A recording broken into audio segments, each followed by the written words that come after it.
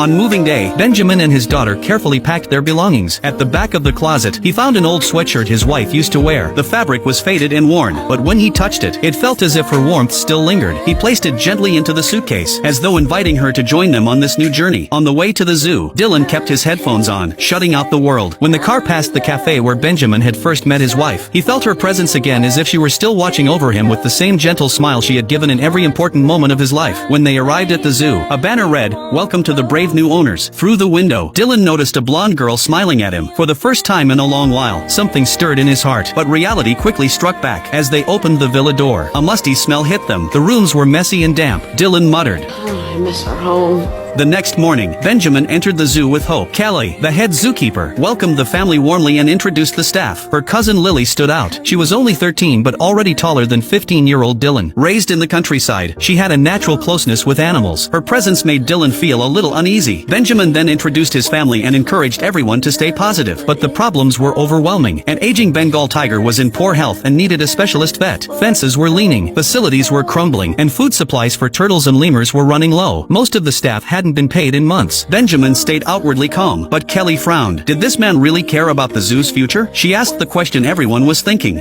Why did you buy this place? Why not?